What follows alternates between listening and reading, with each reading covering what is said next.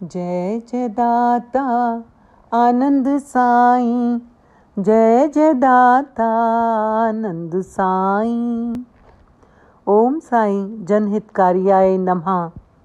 सादा हल्का खाने से ही भजन होए दिन राती, भारी भोजन बाधा डाले मन में सुस्ती आती। थोड़ा खाओ सादा पहनो भजो भजो भगवंत, ये दोनों आ जाएं तो तुरंत मिले बेअंत, तुरंत मिले बेअंत। ओम साईं अंतर आत्मने नमः। श्री साईं गीता श्लोक नंबर 2624।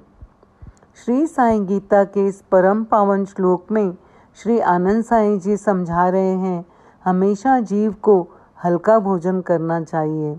भारी भोजन खाने से हमें सुस्ती आती है और भजन भी नहीं होता।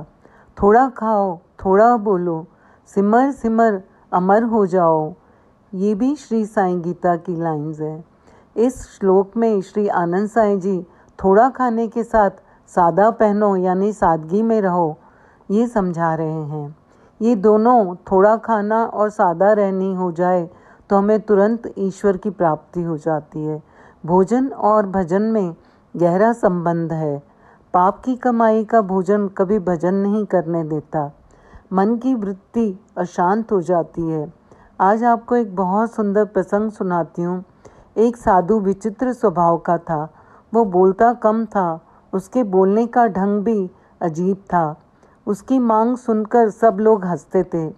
साधु प्रत्येक घर के सामने खड़ा होकर पुकारता, माई अंजुली भर मोती देना, ईश्वर तुम्हारा कल्याण करेगा। साधु की ये विचित्र मांग सुनकर स्त्रियां कहती, बाबा यहाँ तो पेट भरने के लाले पड़े हैं, तुम्हें इतने ढेर सारे मोती कहाँ से देंगे। किसी राजमहल में जाकर मोती मांगना, जाओ बाबा आगे बढ़ो। साधु को खाली हाथ गांव छोड़ना पड़ा। वह साधु दूसरे गांव में आकर प्रत्येक घर के सामने पुकारने लगा, माता जी प्याली भर मोती देना।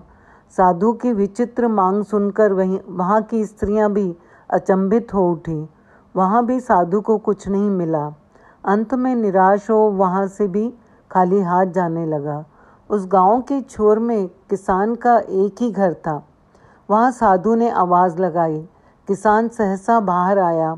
उसने साधु के लिए चादर बिछाई और साधु महाराज से कहा, पधारिए महाराज। उसने साधु को प्रणाम किया और पत्नी को आवाज़ देकर कहा, लक्ष्मी बाहर साधु महाराज आए हैं, इनके दर्शन कर लो। किसान की पत्नी तुरंत बाहर आई। साधु महाराज के चरण धोकर दर्शन किए। किसान ने कहा, लक्ष्मी साधु महाराज बहुत भूखे हैं, इनके भोजन की तुरंत व्यवस्था करना। अंजुली भर मोती पीसना और उसकी रोटी बनाना, तब तक मैं मोतियों की गागर भरकर आता हूँ। थोड़ी देर में किसान आया। पत्नी ने भोजन तैयार कर लिया था। साधु ने भरपेट भोजन किया और हंस के कहा, बहुत दिनों बाद कुबेर के घर का भोजन मिला है, मैं बहुत प्रसन्न हूँ। अब तुम्हारी याद आती रहे इसलिए कान भर मोती देना, मैं तुम दंपति को सदैव याद रखूँगा। उस किसान ने हंसकर कहा, मैं अनपढ़ किसान आपको कान भर मोती कैसे दे सकता हूँ, आप ही ज्ञान संपन्न हैं, हम दोनों आपसे ही कान भर मोतियों की अपेक्षा रखते हैं। साधु बोले, नहीं तुम अनपढ़ नहीं हो, तुम तो विद्वान हो, इस कारण तुम मेरी इच्छा पूरी करने में सक्षम हो। जो फसल के दानों को, पानी की बूंदों को और उपदेश के शब्दों को मोती समझता है, वही मेरी दृष्टि में कुबेर का घर है। जहाँ आतिथ्य का वास है वहाँ मुझे भोजन अवश्य मिल जाता है। प्रसन्नता का नमक उसमें स्वाद भर देता है। ओम साईं राम, जय साईं राम।